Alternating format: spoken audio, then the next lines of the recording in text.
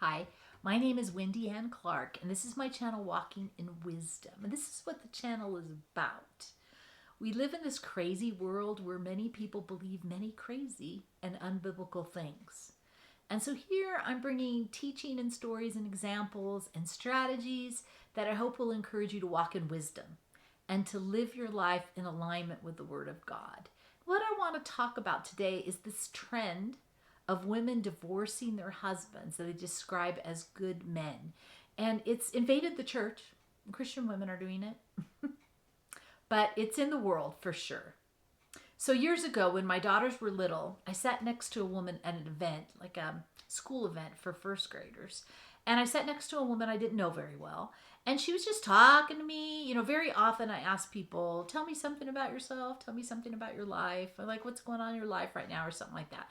I'll talk to a stranger that way to kind of just, they can share something very small, very large. Very often they share something very large.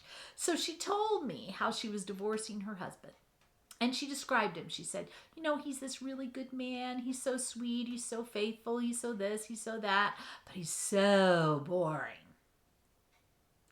And she said she'd met someone who it's just so much more romantic. It's just so much more exciting. It's like he's so much more unpredictable. And I was like, oh my gosh, I swear. I hope I'm not just rolling my eyes. Full on rolling my eyes. I'm trying to be polite, but I'm asking her questions and I'm trying to figure out what she's doing and why she's doing that. And she told me how at first that she told him she was divorcing him and she was leaving, but she was going to let him keep the house because she was thinking her daughter, who was a first grader, like with my daughter, that her daughter then could live in the same house. It would be stabilizing for her and she would go to the same school.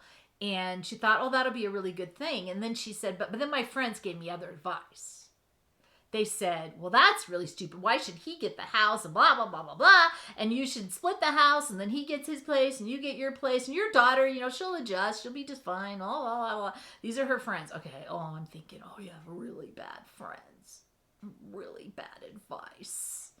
I didn't know this woman. I was a lot younger too. I'm a lot more bold now than I was then. I'm naturally kind of an introverted person, but as I've aged, I can be bold. So I didn't know what to say, but I was asking her questions. And I said, but wouldn't your daughter wouldn't it be true that she'd have more stability if she stayed in the house and continued in the same school? Aren't you concerned about you're really uprooting her life? And she said, kids are so resilient and I need to live my life. My life's important too. It's not all about the kids. And I just remember thinking, she's so selfish. She's so foolish. And she's so short-sighted. And I tried to gently prod her in the direction of thinking beyond herself, but it wasn't there. And I'll tell you, no matter what you think, kids don't escape a shift in their whole world like that, unscathed and unmarked. They just don't. And there are enough traumatic things that can happen that we can't prevent. Why? Why would we choose trauma for our kids? Why would we make our own trauma for them? I just think it's just terrible.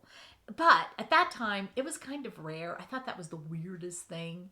It was still more likely then that you would hear stories about how the man had an affair and he left his wife and he blew up the family that way. It was very, very sad, But it's in our world now, it's getting more and more common that the woman will blow up the family. The woman will leave. More women with little children.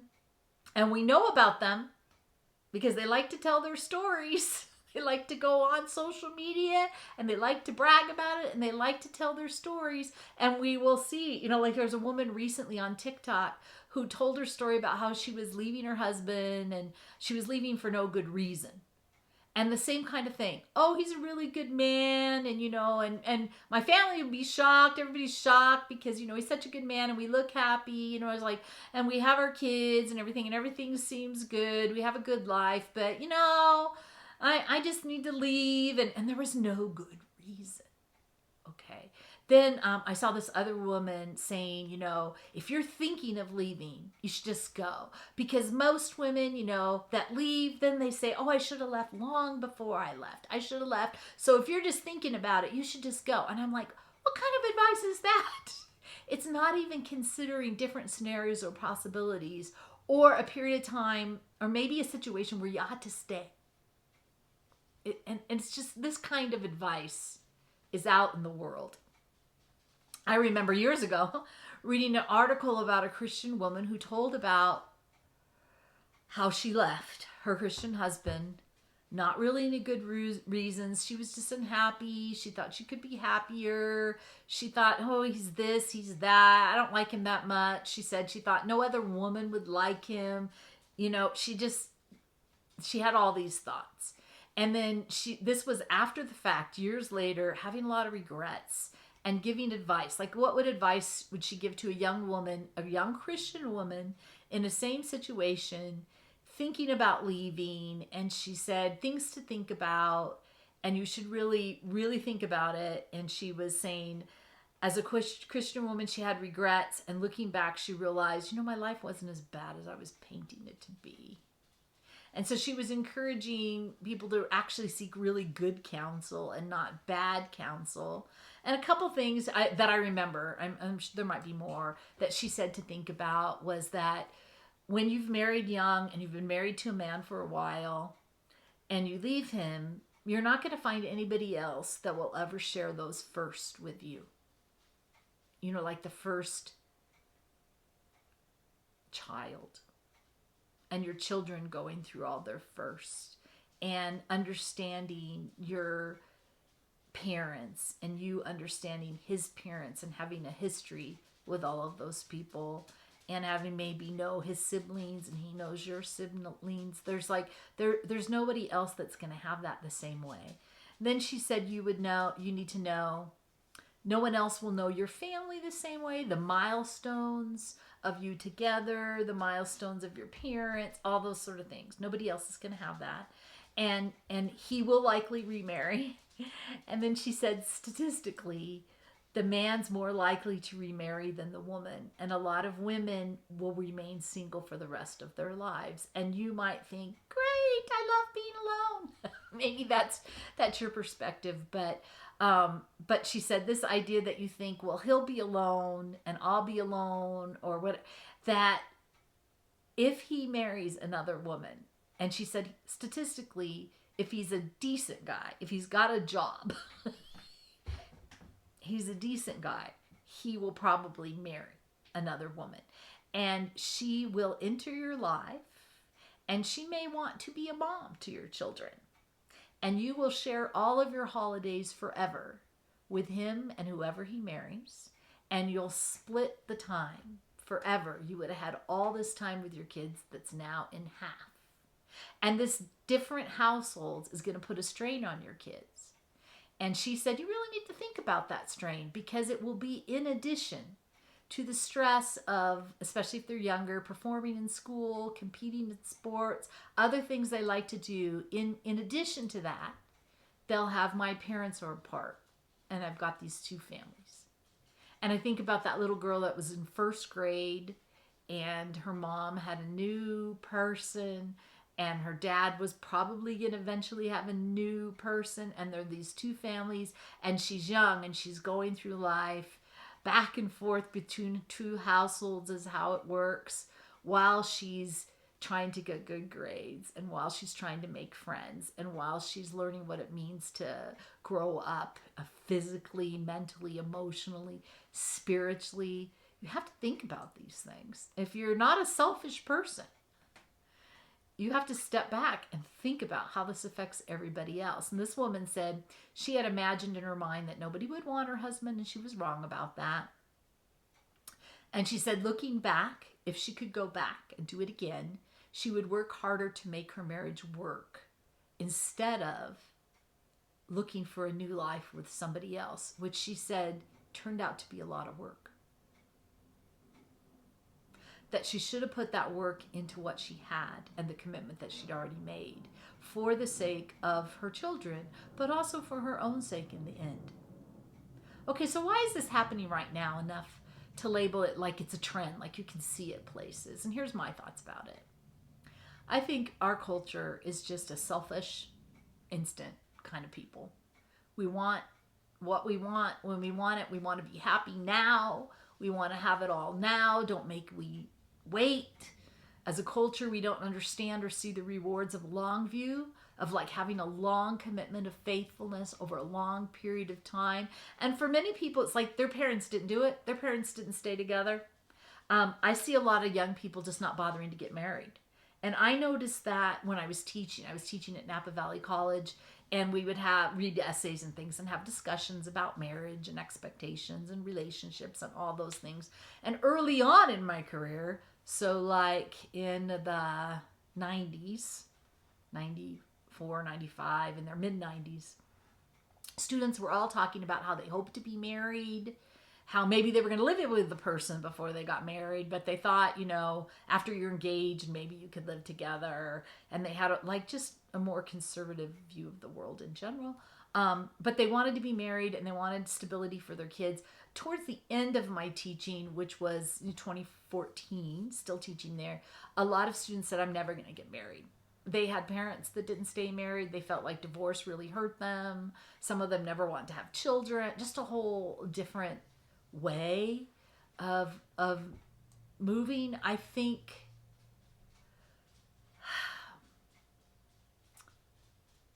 that people leave and people want to leave marriage. It's a sign their marriage, for whatever reason, it isn't valuable to them.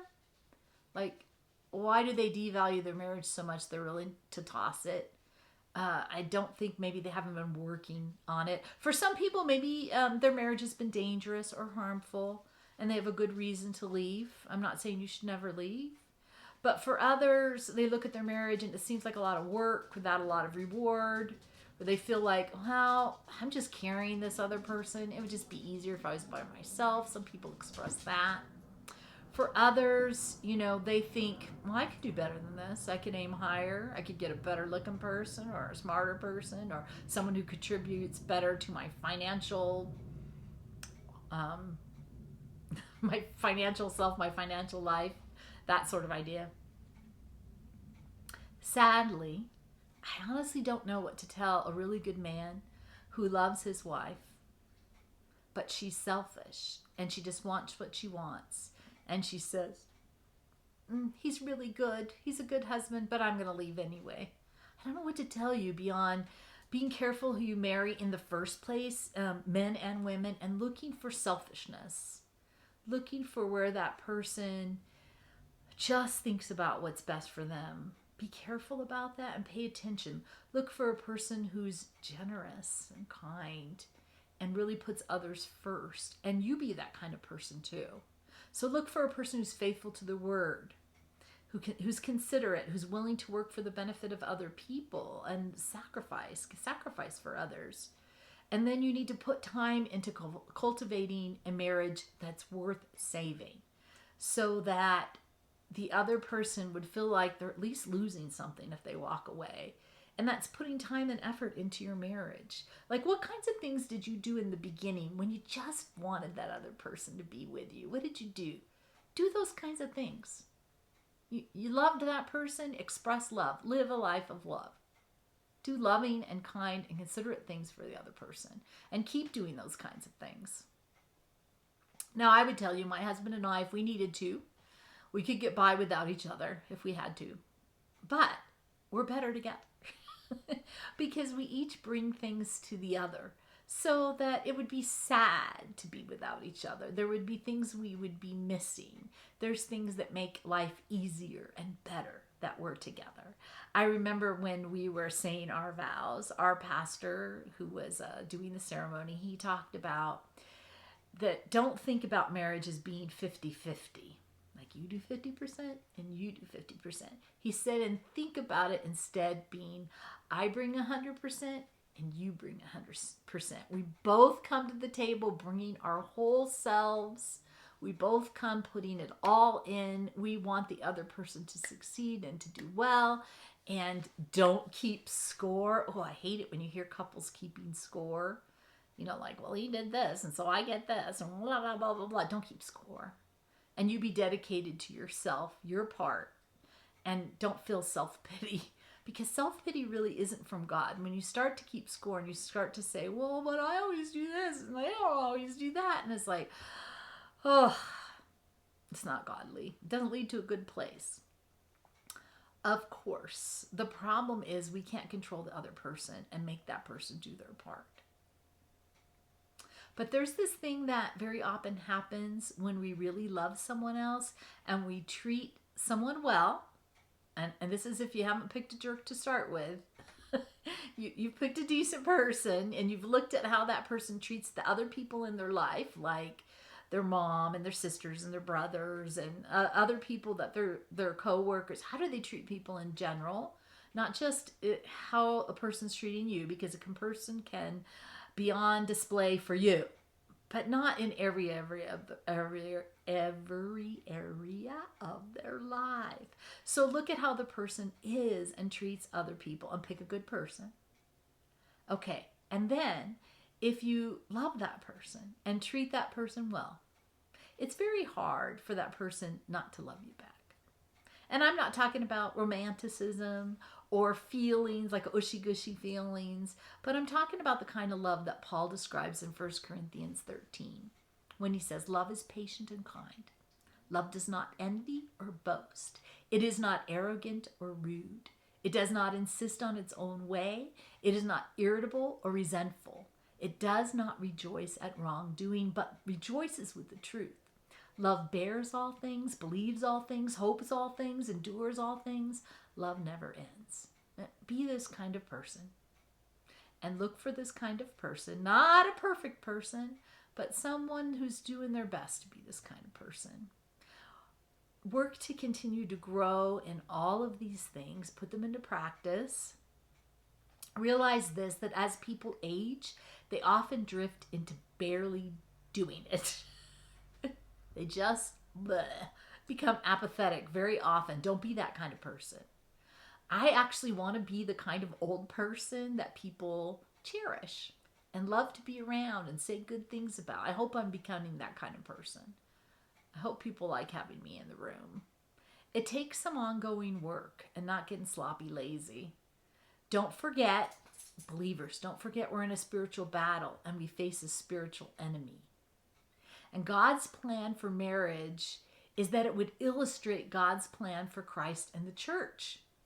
He wants to show us something through marriage, through a Christian marriage. So the enemy's plan is to tear down that marriage, to make it impossible for us to understand the beauty of Christ as a bridegroom and the church as his bride. Can you see that? He wants to tear down the picture that we're supposed to see. So knowing that, recognize that the enemy says things that are lies to us. Some of the things he says are things like this. You'd be better off alone. He'd say to a married person who made a commitment to be married, he'd say, you should slough that person off. You could accomplish more, be more at peace if you were just on your own.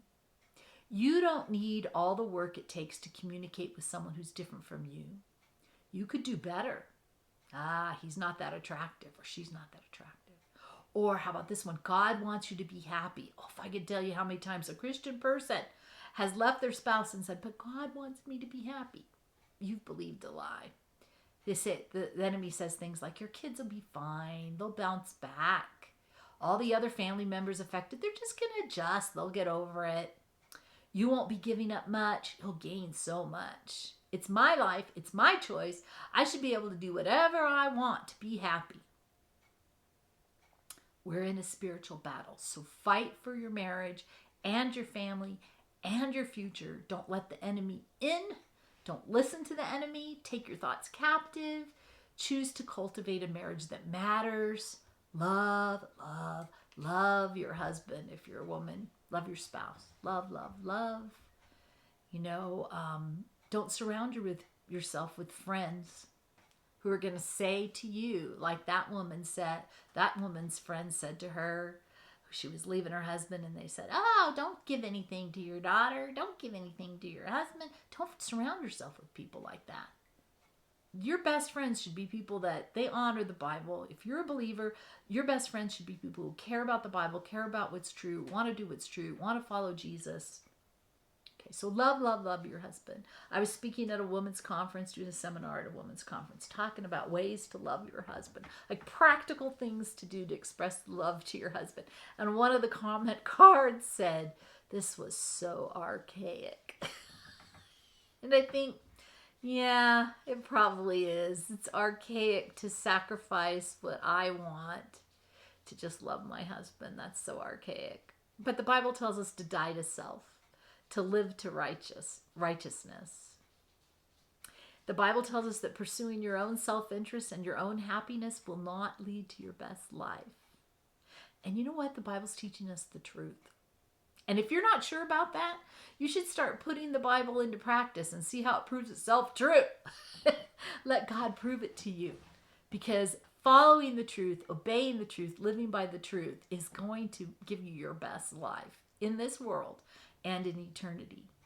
Jesus actually says the road to life is narrow and few find it.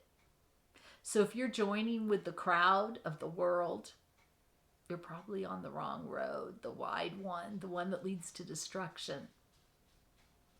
That wide, selfish path is easy to find. There are lots of people on it, and they'll pat you on the back, and they'll encourage you in your selfish pursuits, because by encouraging you, they will be able to live they want to do. And together, you will all miss the very best things of this life. Because if you're on the wide road, pursuing the world, that God's things are going to be hidden to you and out of your reach. So get into the Bible. Believe what God says is true. Test it. Put it into action and see if it's true. He will prove it to you. And when you take steps of faith and you put it into action, obedience will lead you to the narrow path. And obedience will lead you to your best life in this world and also in eternity. I hope you found this helpful and encouraging. Let me know what you think in the comments below. If you like it, hit like, share it if you think somebody else might. Hit subscribe if you want to help me out on YouTube, and hit that notification button if you want to be notified when I post new content. No, this channel is very, very new. My other channel is called Transformation. It has quite a bit more content on it, teaching us about ideas about being letting the Holy Spirit transform us into the image of Jesus. That's what that one focuses on. Thank you so much for watching, and I'll see you next time.